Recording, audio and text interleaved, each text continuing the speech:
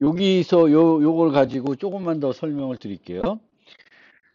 지금 이제 그 요 프로젝트에서 그 뱅크 어카운트 클래스를 만들었고, 뱅크 어카운트 클래스를 만들기 전에 뱅크 어카운트 테스트라고 하는 테스트하는 프로그램을 먼저 만들었습니다. 이게 이제 TDD라고 했는데, 이제 테스트 기반 프로그래밍 할 때 이런 식으로 내가 그냥 프로그래밍 언어를 가지고 테스트 프로그램을 직접 만들 수도 있고요.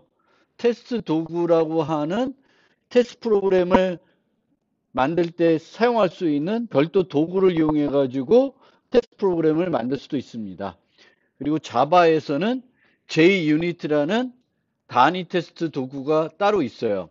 그리고 이클립스, 그 자바 설치하면 이제 자동적으로 같이 설치되는 거고, 이클립스는 그걸 포함하고 있기 때문에 여기서 뭐가 있냐면 JUnit 테스트 케이스라는 걸 만들 수가 있습니다.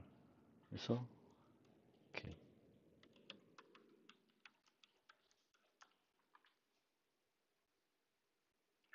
이렇게 해서 여기다가 JUnit 5 라이브러리를 추가해야 된다 라고 하는데 OK 눌러 주시면은 여기에는 원래는 이 프로젝트에는 JR이 자바만 포함되어 있었는데, 여기 보면 JUnit 5라고 하는 라이브러리가 추가적으로 되어 있어요. 만약 제가 안 되면 여러분들이 이런 식으로 빌드 패스에 add library라는 게 있습니다.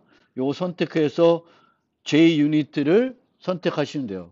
JUnit 선택하고 이제 JUnit 5가 최신 버전이니까 JUnit 5를 선택을 하게 되면은 이제 그 라이브러리가 포함이 되겠고, JUnit 라이브러리를 포함하면 JUnit을 가지고 테스트 프로그램을 작성할 수 있습니다. 그래서 테스트 프로그램 어떻게 작성하냐면 이런 식으로 클래스를 하나 만들고 안에 테스트할 수 있는 함수들을 만들게 됩니다. 그래서 이런 식으로 만들어 가지고 얘를 쭉 여기로 옮겨와 보겠어요.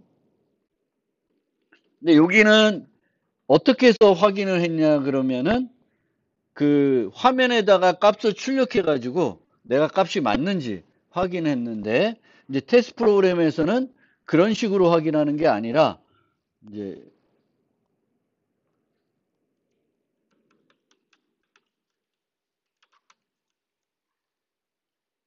내가 기대하는 게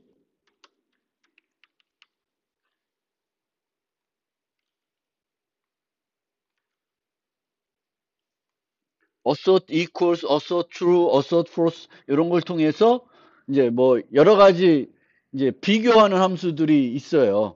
그래서 그 비교하는 함수들을 이용해 가지고 내가 기대하는 값들을 이렇게 만들면 되고요. 그리고 뭐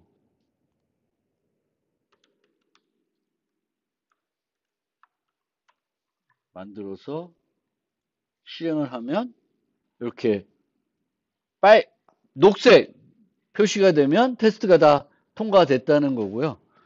여기 보시면 테스트가 하나 실행이 되어 있는 거예요. 근데 테스트가 만약에 여기서 잘못해가지고 내가 이렇게 만들었다. 그러면 얘는 테스트 프로그램을 잘못 만든 거잖아요. 근데 그렇게 해서 실행을 하면 이렇게 빨간색이 나오게 돼요. 빨간색이 나오면은 테스트가 실패한 거고, 요걸 통해서 뭐가 왜 실패했는지, 어느 줄에서 실패했는지를 알 수 있습니다. 그래서 여기서 뭔가 문제가 있다는 걸 알 수가 있고요.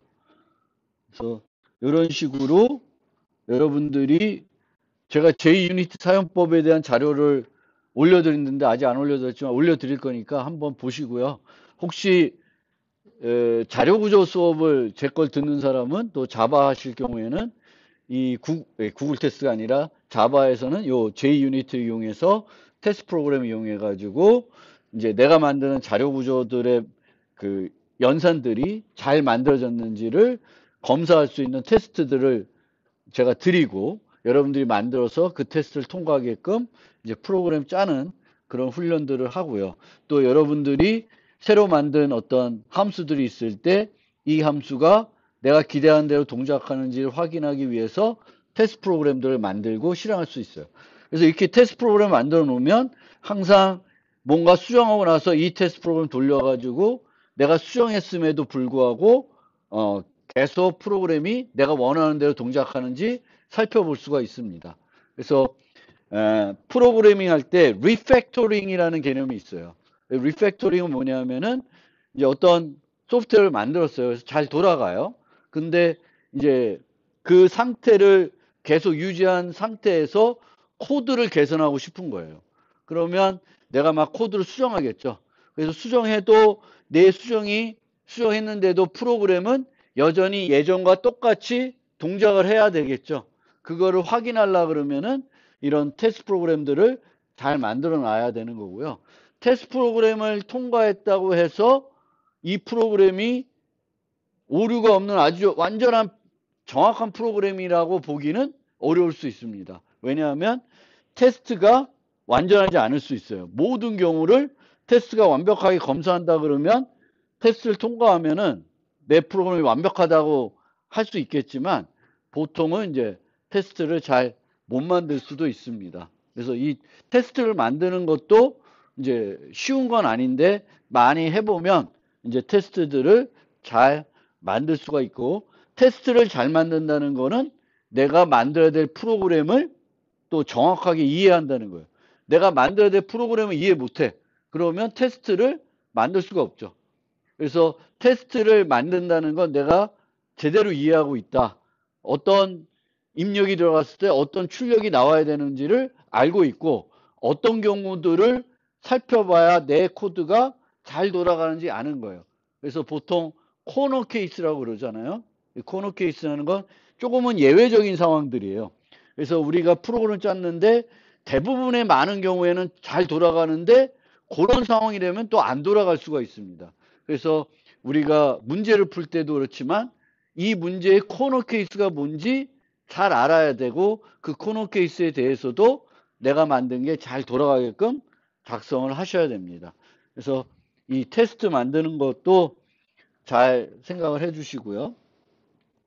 그 다음에 하나만 더 또 설명을 드리면, 이제 자바는 C++를 따라했기 때문에 이제 주석 따는 방법이 C++ 마찬가지로 end of line 주석이 있고요. 그 다음에 여러 라인 주석을 달 수가 있습니다. 근데 하나가 더 있어요. 그게 뭐냐면 자바 덕이라는 주석입니다. 자바 덕. 그래서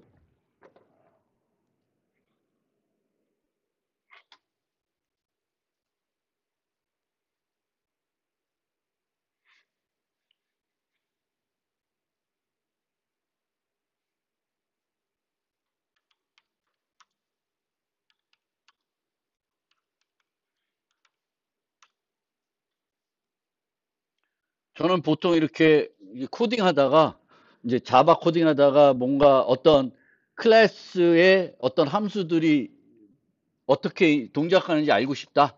그러면 이제 여기 와서 살펴봐요. 물론 이 문서들을 내가 다 다운받아서 내 컴퓨터에 설치해 놓고 내 컴퓨터에서 늘 볼 수도 있는데, 요즘은 뭐 그런 거 항상 인터넷 안 되는 경우가 별로 없으니까 항상 구글링 해가지고 요 사이트는 늘 켜놓고 제가 프로그램 짭니다. 그래서 요 사이트가 뭐냐면은 이제 구글 API 문서들을 이제 정리해 놓은 사이트가 되는 거죠. 그래서 여기에 뭐 arrays라는 클래스에는 뭐 어떤 바이너리 서치 메소드가 있고 뭐가 있고 쭉 있어요. 그래서 이런 것들을 살펴볼 수 있는데, 이제 자바덕 주석은 뭘 해주는 거냐면 어떤 요소에 내가 자바덕 주석을 달고 싶어요. 그러면 원래는 멀티라인 주석은 이런 식으로 다는 거잖아요. 그렇죠? 하나로 시작해서 이렇게 끝내는 건데 이렇게 달지 않고 두 개를 별표를 두 개를 쳐요. 그리고 치면 이런 식으로 만들어지는데 이게 자바덕 주석입니다. 기존 멀티라인 주석하고 다른 게 시작이 별표 두 개로 시작하는 거예요. 그래서 뭐 이런 식으로 이런 at 같은 걸 이용해 가지고 뭔가 수식을 할 수가 있습니다.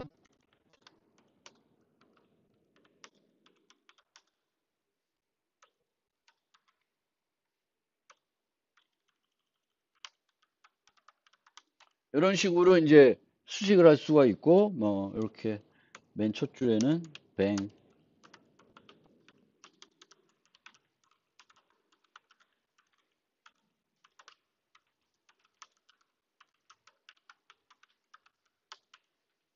이렇게 수식들을 뭔가 달 수가 있어요.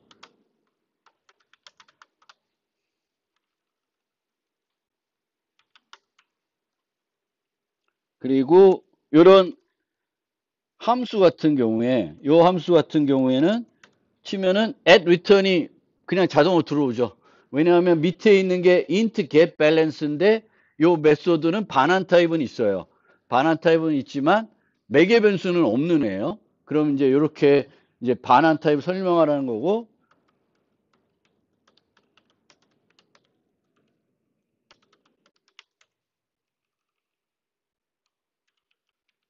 이렇게 경우에는 파람에서 어마운트에 가서 매개 변수를 설명할 수 있게 해놓고 있습니다. 그래서 입금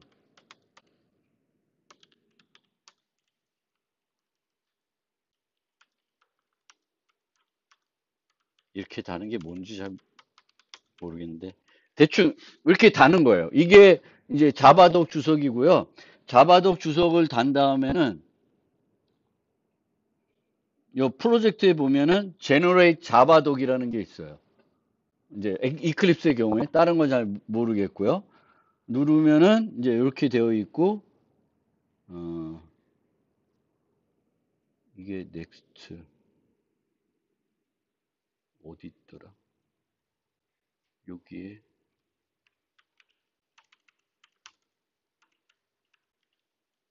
HTML5 옵션을 줄 수가 있어요.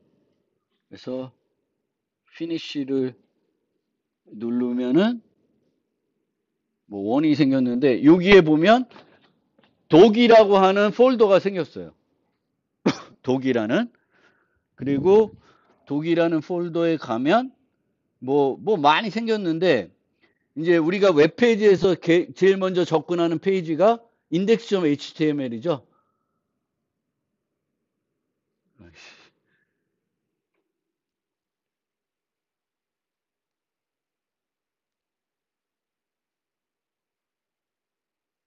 이런 식으로 요 페이지들을 쭉 만들어주는 거예요. 그러니까 아까 어떤 거랑 똑같아요? 공식 API 문서에서 보여주는 그거랑 똑같은 형태로 만들어주는 거예요. 그래서 자바덕 주석은 내가 그 자바덕 주석에 따라서 필요한 주석들을 쫙 달고 그 자바덕 문서를 생성하면은 뭘 만들어줘요?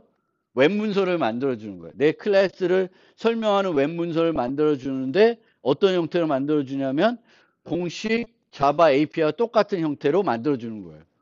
그럼 이거 언제 써? 항상 자바덕 주석 써? 그건 아니에요. 왜냐하면 이 자바덕 주석을 달다 보면은 불필요한 주석들을 또 많이 달게 돼요. 굳이 안 달아도 되는 주석들. 그러면 코드를 읽는데도 방해되고 별로 안 좋습니다. 그래서 얘는 언제 쓰냐면은 만약 내가 라이브러리로 뭔가 만들어서 공개를 하고 싶어. 일반 사람들한테 내가 만든 자바 어떤 라이브러리를 그러면 이렇게 만들어 주시면은 더 좋겠죠. 근데 그렇지 않을 때는 굳이 자바 덕 주석을 여러분들이 사용해 가지고 주석을 달 필요는 없어요. 주석은 꼭 필요한 것만 달고 또 코드를 수정하면은 주석도 함께 수정해야 되고 뭐 그렇습니다. 그래서 주석 관련된 얘기는 제가 1장에서도 했는데 자바에는 이런 자바 덕 주석이 있다. 그거를 설명드리고 이제는 예, 슬라이드로 돌아와 보겠습니다. 그래서 이클립스를 이용해서 클래스를 만들고 JUnit 사용법 잠깐 설명해 듣고 자바독도 설명드렸어요. 그러면은 이제 여기서 요거 자바독 주석이고 HTML5 옵션 주면은 최신 HTML 그 파일 버전을 이용해서 이제 문서들을 만들어줘요. 그렇게 알아두시면 되겠고 그 다음에 이제 설명드릴 내용이 그 숨겨진 매개 변수 this와 관련된 겁니다. 그래서 이제 디포짓 메소드가 그 예외 처리하는 거 제외하고 나면 이런 형태인데 이런 형태가 됐을 때 amount는 매개 변수고 요 밸런스는 멤버 변수잖아요. 그러면 이 밸런스가 누구의 밸런스냐? 알 수 없죠. 요 코드만 보면 알 수가 없어요. 그럼 언제 알 수 있냐? 이런 거를 이렇게 실제 이 메소드를 호출할 때 그 순간이 되면 아 이때 저 밸런스는 밥 어카운트 객체의 밸런스가 되겠구나라는 거를 우리는 알 수가 있습니다. 그런데 우리는 그거를 그렇게 이제 이해하면 되는데 컴파일러 입장에서는 코드를 생성해야 되잖아요.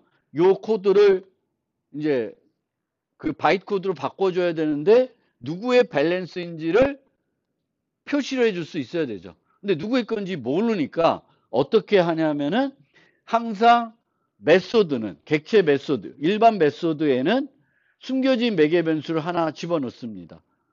넣어서 이제 이런 식으로 this라는 이름의 그 클래스 타입의 참조 변수인 this를 저렇게 하나를 숨겨 놓는 거죠.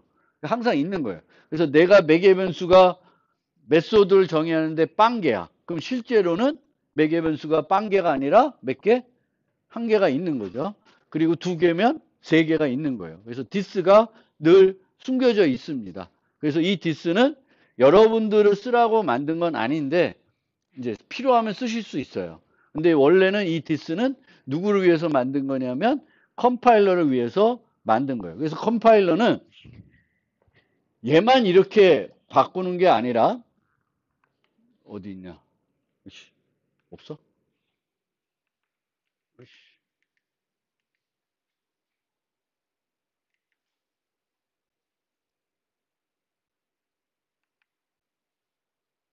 여기 요 원래는 이렇게 호출하고 있잖아요. 객체 중심으로 메소드 호출하는 형태로 되어 있잖아요. 그런데 실제 그 컴파일러는 저렇게 해서 번역하는 게 아니라 요 상태로 번역을 해요. 바꿔서.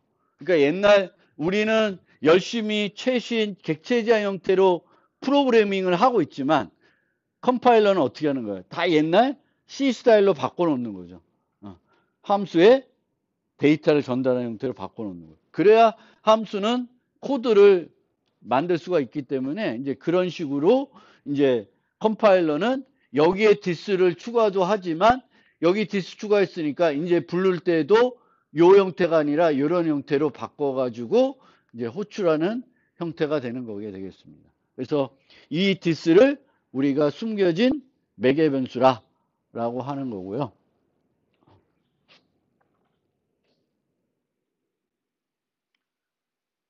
근데 이 this는 다른 걸 가리키도록 수정할 수는 없어요. 그런 특징을 갖고 있고요.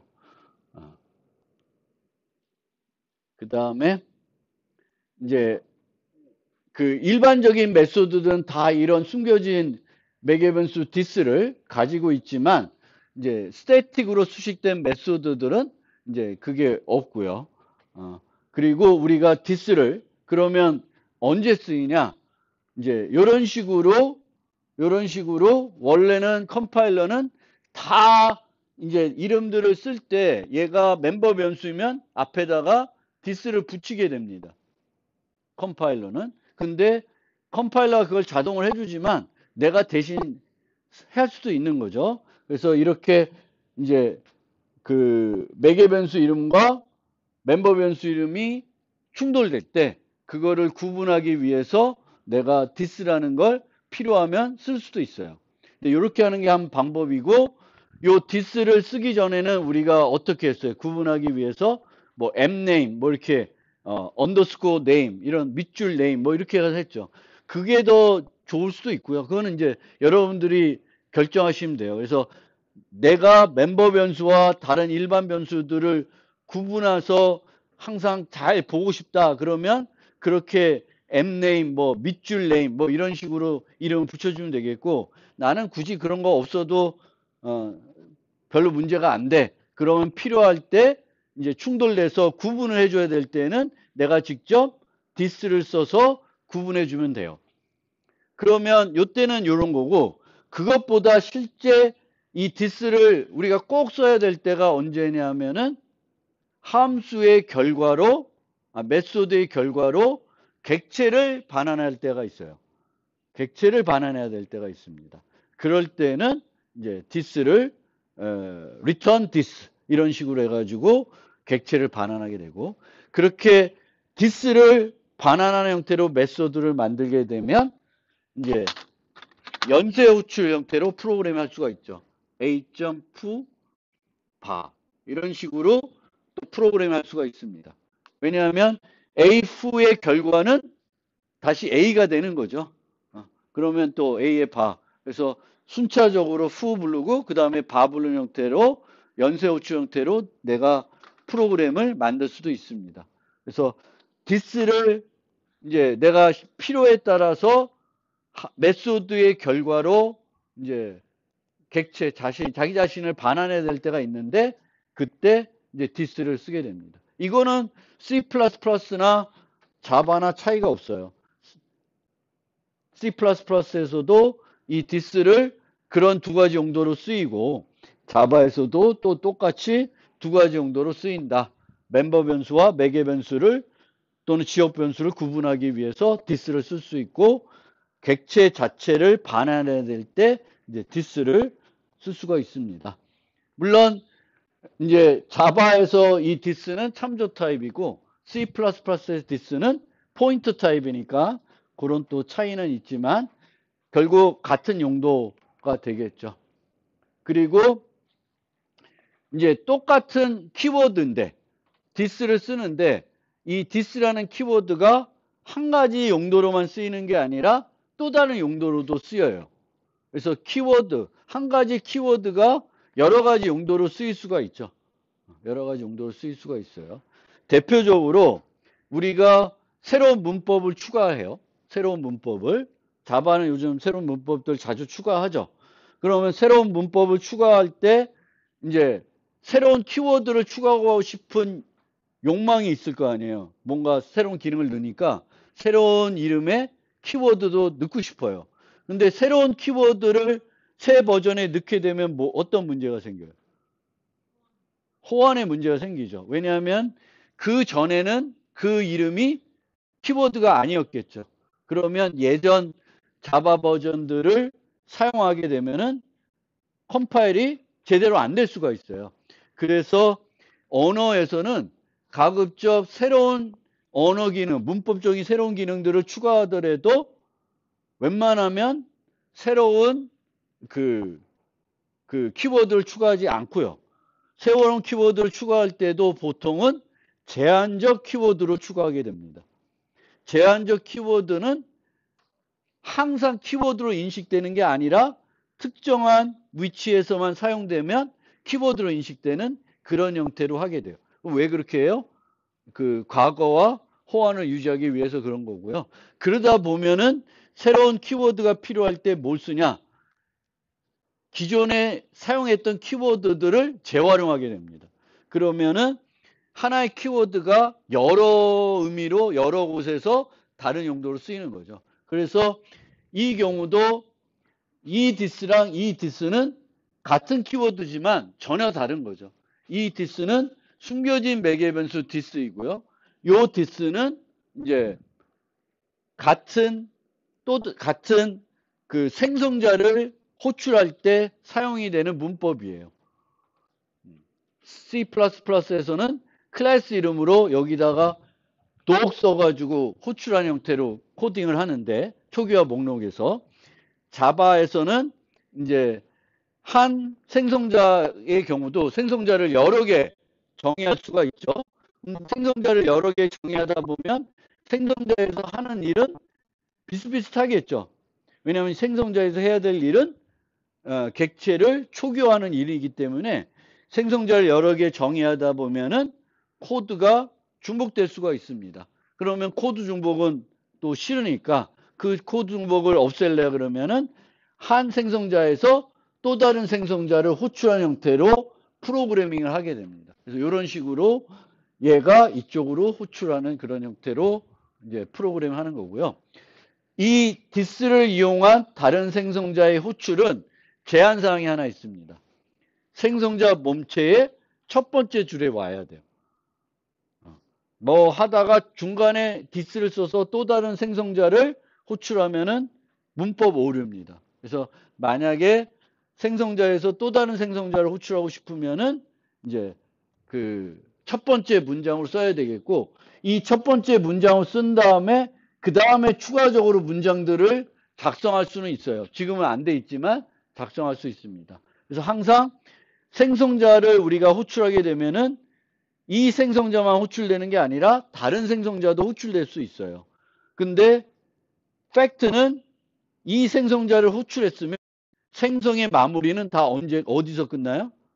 내가 최초 호출한 그 생성자에서 끝나는 거예요. 그러니까 얘를 호출하면 여기로 가서 얘 다 하고 다시 와서 추가적으로 할 거 있으면 하고 이제 생성이 마무리되는 그런 꼴입니다. 그래서 생성자가 어떤 생성자를 호출하게 되면은 걔가 완료되면서 생성이 마무리되는 그런 형태가 돼요. 물론 그것이 마무리되기 전에 이런 디스 문법에 의해서 다른 생성자가 호출될 수도 있습니다.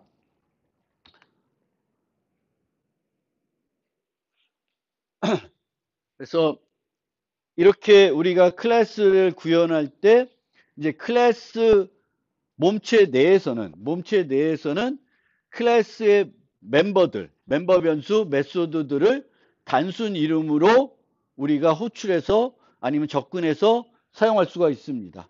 그래서 뱅크 어카운트가 밸런스라고 하는 멤버 변수를 갖고 있으면 저 밸런스를 메소드 어디서든지 항상 밸런스라는 이름으로 접근할 수가 있고요.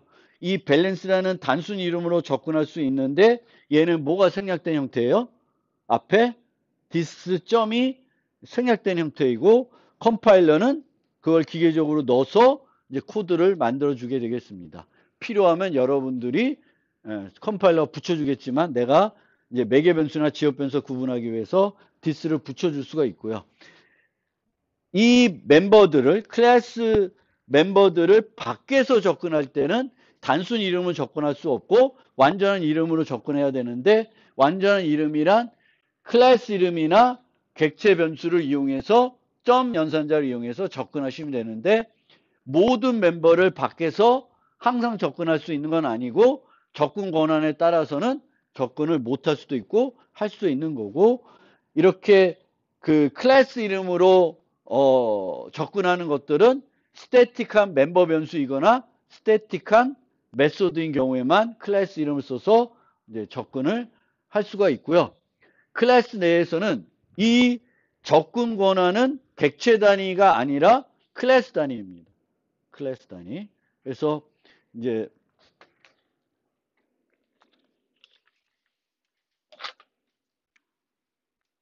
이게 뭐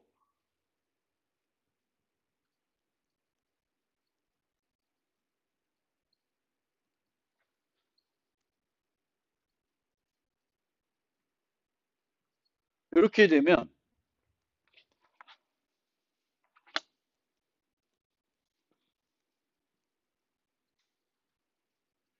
이게 뱅크 어카운트의 메소드예요. 근데 인자로 또 다른 뱅크 어카운트가 왔어요. 그래도 이제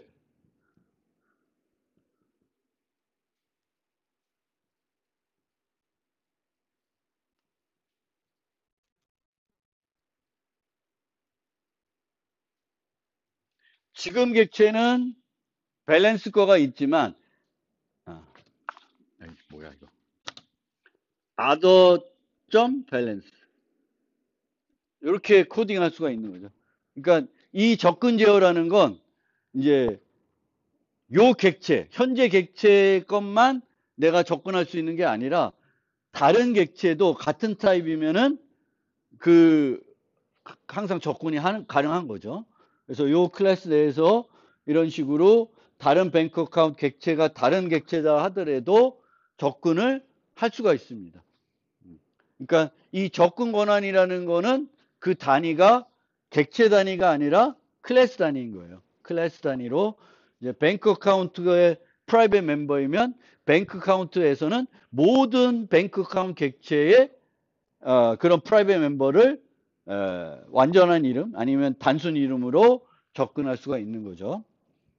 그래서 클래스 단위라는 거 이렇게 생각하시면 되겠고, 이제 메소드를 멤버 변수 말고 생성자 말고 일반적인 이제 메소드를 우리가 구현하는 거에 대해서 좀 살펴보는데, 메소드의 구현과 관련된 좀 일반적인 얘기를 해드리려고 그래요. 뭐 꼭 자바와 관련된 얘기는 아니고요.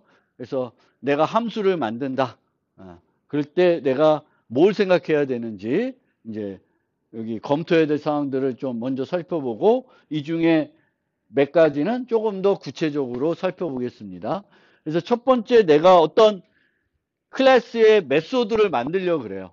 그러면 먼저 이 메소드가 일반적인 객체 메소드가 맞는지, 아니면 스태틱으로 수식해야 되는 클래스 메소드가 돼야 되는 건지 구분할 수가 있어야 돼요. 그래서 객체 메소드는 뭘 활용해요?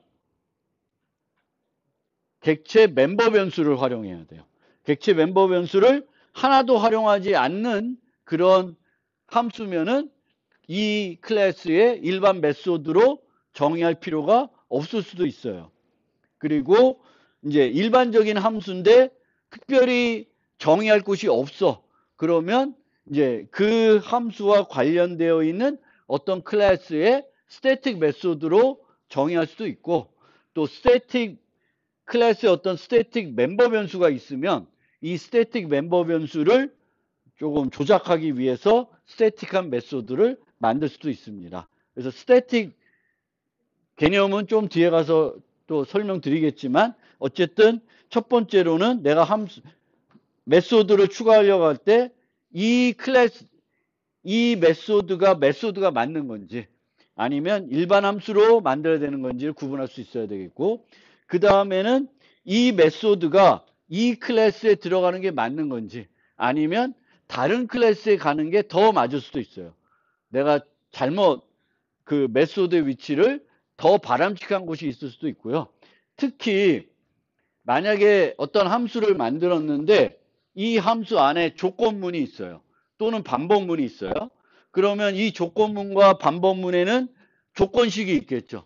종료하는 조건이나 비교식이 있을 거고, 그 비교할 때 살펴보는 데이터가 있겠죠. 근데 그 데이터가 A게 아니야. A게 아니에요.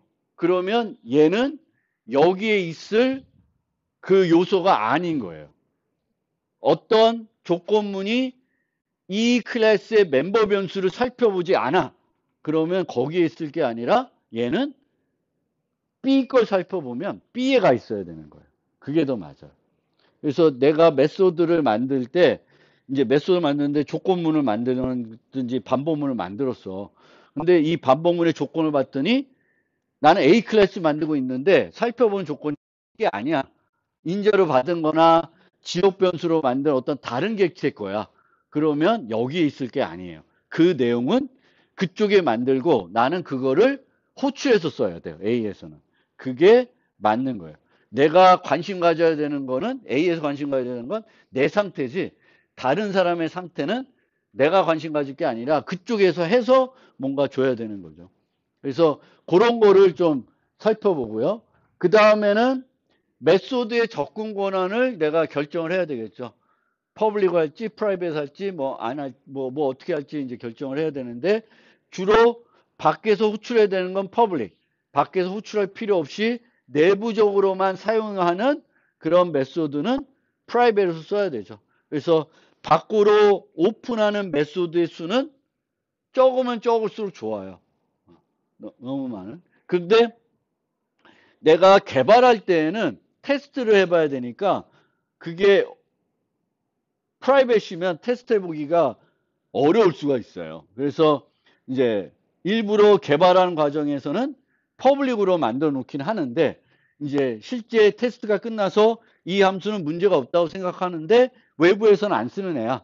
그럼 다시 프라이빗으로 바꿔줄 필요가 있습니다. 그래서 이제 개발하는 과정에서는 조금 더 편하게 테스트하기 위해서 메소드는 다 퍼블릭으로 만드는 경우도 있는데, 그렇다고 해서도 완성하고 나서도 걔를 퍼블릭으로 만들어 놓으면 이제 밖에서 부르지 않아야 되는 건데 불러가지고 이제 시스템이 오동작할 수가 있죠. 내 클래스를 다른 사람이 쓸 때 이제 써야 되는 거고.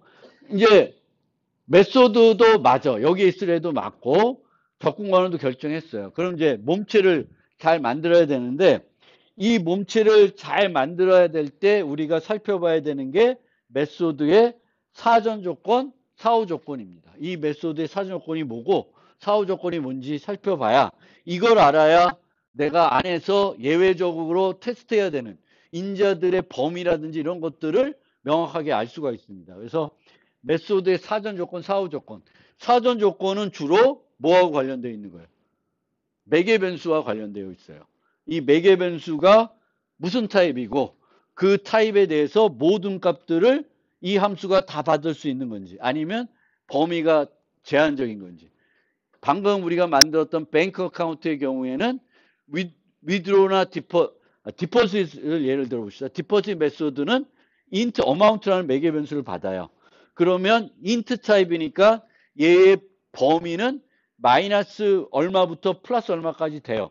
근데 실제 내가 받아야 되는 값은 0도 아니고 0보다 커야 되겠고 오버플로우가 안 나는 선에서 양수여야 된다는 거죠. 그러면 그런 사전 요건을 알면 내가 코드를 만들 때 이 어마운트를 검사하고 사전 조건에 위배가 되지 않는 경우에만 반영을 하게끔 코드를 짜주셔야 되겠고 이 사전 조건과 관련해서 이제 객체 제한 프로그램 할 때는 멤버 객체 상태도 어떤 사전 조건일 수가 있어요. 이 객체가 예를 들면 자료 구조에서 우리가 팝을 해야 된다. 그러면 데이터가 있어야 빼낼 수 있죠. 그러면 이건 객체가 그 자료 구조가 비어 있는 상태면은 그거 서비스를 못 해주는 거죠. 추출을. 그래서 객체의 상태, 인자뿐만 아니라 객체의 상태도 이제 사전 조건이 되겠고 사후 조건은 반환값이 있으면 어떤 반환값을 줘야 되는지 양수만 줄 수 있는 건지 음수를 줄 수도 있는 건지 얘도 이제 검사를 할 필요가 있고요. 그 다음에 이제 객체의 상태도 그 사후 조건에 포함이 됩니다. 그래서 객체 저항에서는 객체의 상태가 사전 사후 조건에 또 영향을 미칠 수가 있고요. 그 다음에 메소드를 만드는데 매개 변수가 너무 많아. 그러면 이것도 바람직한 것이 아니기 때문에 이 매개 변수들을 어떻게 줄일지 뭐 이런 것들도 고민해야 되겠고 보통 매개 변수가 많으면 일부 매개 변수는 멤버 변수화할 수도 있고요. 객체 저항에서는 아니면 이 매개 변수들을 묶어서 새로운 타입을 만들어 가지고 개수를 3개 보내는 걸 2개 보내는 거죠. 물론 하나에 2개가 포함되어 있겠지만 이런 식으로 매개 변수를 줄일 필요가 있고요. 그다음에 이 메소드를 내가 나중에 완성하고 어떤 걸로 테스트해야 되는 건지를 잘 생각을 해봐요. 이 테스트 케이스도 사전과 사후 조건하고 밀접한 관련이 있습니다. 왜냐하면 사전 조건이 위배된 상태에서도 메소드를 써봐야 돼. 써봤는데도 문제없이 동작해야 올바르게 동작하는 거죠. 그래서 이 테스트 케이스는 사와 또 매우 관련이 있고 어떤 예외적인 상황이 있는지도 사하고 밀접한 관련이 있습니다. 그리고 메소드는 가급적이면 부작용이 이제 없어야 됩니다. 요 경우도 아까 우리가 항상 살펴보는데 요 사전 조건에서 얘를 한번 살펴볼게요. 요 함수. 요 함수는 뭐 하는 거예요? 뭐 ABS라는 이름만 봐도 알겠죠. 절대값 구해주는 거죠. 절대값 구해주는 건데 자바에서 인자가 지금 int x를 받고 있어요. 그러면 양수도 올 수 있고 음수도 올 수 있어요. 그러면 모든 경우에 얘가 다 정상적으로 동작해요? 동작 안 하죠. 어떨 때 안 해요? x가 가장 그 작은 음수값일 때 안 되죠. 항상 이제 이해 보수에서는 음수가 양수보다 하나 많죠. 대칭적이지 않아요. 그러면 맨 이쪽에 있는 음수를 부호로 바꾸면 어떻게 돼? 부호가 바뀌어? 부호가 안 바뀌어요. 그대로예요. 그래서 이 같은 경우에는 얘는 여기에 절대 그 음수 가장 작은 음수값 주면은 안 되는구나. 이런 것들을 알아야 되죠. 그럼 이거 어떻게 처리해? 이제 그거는 예외 처리할 수도 있고요. 내가 잘 알고 이제 이 절대값을 요 함수를 쓸 때에는 이제 그 최대 음수값은 전달 안 해야 되겠지. 그런 것이고요. 그래서 아까 얘기했던 것 중에 이 사전 조건, 사후 조건을 좀 살펴보는데 주로 사전 조건은 매개 변수와 관련돼 있고 또 뭐랑 관련돼 있어요? 객체 지형이니까 객체 멤버 변수 상태와 관련되어 있습니다. 그러면 이제 요 두 개 값들이 요 함수가 불러졌을 때 어떤 것을 기대하는지 보고 그 상태가 아닌 호출이 되면은 이 실행을 해주면 안 되는 거예요. 그래서 항상 인자들을 검사를 해줘야 되겠죠. 근데 이 두 가지는 같은 거고요. 얘는 좀 다른 형태인데 요 두 가지는 문제가 되는 상황들을 검사를 해가지고 문제가 되면 뭘 하고 있는 거예요? 예외를 발생하고 있습니다. 근데 예외를 발생하는 방법도 나중에 설명드리겠지만 직접 내가 수로 해가지고 예외를 발생하는 방법이 있고요. 어서트라는 기법을 이용해서 발생할 수 있습니다. 이 어서트는 여기에 조건식이 오는데 이 조건식이 거짓이면 예외가 나와요. 예외가 발생하고요.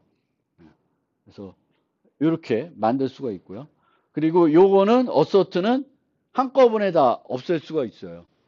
그래서 뭐 이렇게 예를 쓰기도 하고 뭐 그건 하는 거고요. 그 다음에 이제 이런 식으로 이제 그 문제가 되지 않는 경우에만 이제 반영하게끔 코드를 짤 수도 있습니다. 근데 여기 보시면은 개발 과정과 개발 완료 후가 되는데 보통 개발할 때는 오류를 발견하는 게 기쁜 거예요. 개발할 때. 그래서 여기가 예외 발생하는 거는 얘가 문제가 있다는 게 아니죠. 뭐가 문제가 있어요? 이 디퍼지션 메소드를 호출하는 코드에서 문제가 있는 거죠. 음수를 갖고 또는 0을 갖고 호출한 거잖아요. 그럼 그쪽 코드를 수정해야 되는 거죠. 그래서 예외가 발생 이럴 때에는 이 예외들은 프로그램의 논리적인 오류가 프로그램에 문제가 있는 거예요. 수정을 해야 되는 거예요. 그래서 그런 예외들은 발생하면 좋은 거예요. 왜냐하면 고치면 되니까. 그래서 개발 과정에서는 오류를 발견하는 게 좋은 거예요. 만약에 개발하는 과정에서 오류를 발견 못했어. 있는데. 그럼 어떻게 돼? 나중에 출시했는데 얘가 막 죽는 거예요. 그러면 사용자들이 별로 안 좋아하겠죠. 그럼 신뢰도가 떨어지는 거고 회사 그런 것들이 별로 안 좋아지겠죠. 그래서 개발 과정에서는 오류를 발견할 수 있어야 되겠고 오류를 발견한 거를 알기 위해서는 저런 식으로 예외 처리하고 저 예외 처리는 잡을 필요가 없는 거예요. 저 예외를 수로 했는데 내가 캐치를 안 해. 그럼 어떻게 돼? 프로그램은 죽어요. 예외가 발생했는데 예외를 내가 처리 안 해. 그럼 프로그램은 죽어요. 프로그램이 죽으면 슬픈 게 아니라 기쁜 거예요. 아, 오류 발견했다. 해피해 주셔야 되겠고, 오류가 발견이 되면 그 위치에 가서 수정을 해가지고 그 오류가 다시 안 일어나게 하면 돼요. 그래서 오류가 계속 발견돼서 다 수정을 하고, 그 다음에 완벽하게 이런 경우 저런 경우 다 테스트했는데 이제 오류가 안 나. 죽는 경우가 없어. 그러면은 실제로는 이런 코드들을 싹 제거할 수 있어요. 이 코드를 제거를 하면은 뭐가 좋아질까? 효율성이 조금 좋아질 수가 있어요. 왜? 저 조건 검사도 다 비용이에요. 그리고 필요가 없으면 안 하면 되는 거잖아요.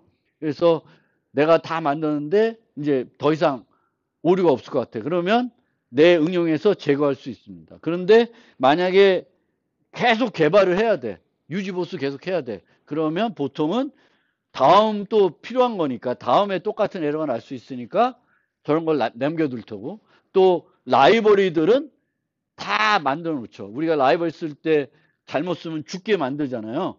그래서 라이브러리들은 그 예외들을 항상 발생시키죠. 우리가 잘못 쓰면은. 그래서 그런 걸 생각하시면 되겠고 사후 조건은 보통 반환값을 되는데 많은 경우에 여러분들이 이런 거를 테스트해 보는 건 많이 또 안 해요. 이런 것도 한 줄 넣어주시면 좋아요. 이게 뭐예요? 반환값을 주는데 이 반환값은 양수여야 돼. 근데 반환하기 전에 테스트를 해주고 있습니다. 그러면 여기서 죽으면은 내가 코드 계산할 때 뭔가 문제가 있는 거죠. 쉬핑, 배송료를 계산했는데 음수가 됐어. 양수가 되는데 0이거나 그보다 커야 돼. 배송료가 공짜일 수 있고 아니면 얼마 내야 되는데 음수 비용이 나와. 그럼 그게 뭔가 문제가 있는 거죠. 그래서 이제 이 출력 반환하기 전에도 이 반환에 대한 검사를 개발 과정에서는 넣어줄 수가 있습니다. 보통 많은 경우에 이제 이런 인자를 검사하는 건 많이 잘 해요. 근데 이제 리턴 값은 그 검사를 하는 경우가 또 비교 상대적으로 그렇게 많진 않다라는 겁니다. 시간이